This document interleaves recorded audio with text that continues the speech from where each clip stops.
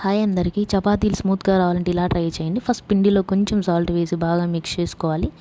తర్వాత 1 glass milk తీసుకొని పిండిలో వేసి మొత్తం బాగా కలుపుకోవాలి. మీకు కావాలంటే మొత్తం మిల్క్తో అయినా మిక్స్ చేసుకోవచ్చు, లేదంటే వాటర్ అయినా యాడ్ చేసుకోవచ్చు. మిల్క్ వేయడం వల్ల చపాతీలు చాలా స్మూత్గా ఉంటాయి అండ్ టేస్ట్ కూడా చాలా బాగుంటాయి.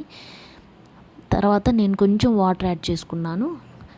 వాటర్ యాడ్ చేసుకున్నాక పిండిని బాగా మిక్స్ చేసుకొని లాస్ట్లో 1 టేబుల్ స్పూన్ ఆయిల్ వేసుకొని పిండి మొత్తం కలుపుకున్నాను. చూడండి పిండి ఎంత స్మూత్గా ఉందో. ఇలా చేశాక పిండి మొత్తం ఒక బౌల్లో పెట్టుకొని మూత పెట్టేసి కొంచెం సేపు అలా వదిలేసేయాలి. తర్వాత పిండిని చిన్న బాల్స్లా చేసుకొని చిన్న చిన్న చపాతీల్లాగా మొత్తం ఇట్లా రుద్దుకోవాలి. చపాతీల్ని ప్యాన్ మీద వేసి 2 సైడ్స్ బాగా కాల్చుకోవాలి. మరీ లో ఫ్లేమ్లో పెడితే చపాతీలు గట్టిగా అవుతాయి. కొంచెం మీడియం ఫ్లేమ్లో పెట్టుకొని చపాతీలు 2 సైడ్స్ బాగా కాల్చుకోవాలి. చూడండి చపాతీలు ఎంత స్మూత్గా వచ్చాయో. ఇలా చేయడం వల్ల చపాతీలు ఎంతసేపు అయినా కూడా చాలా స్మూత్గా ఉంటాయి.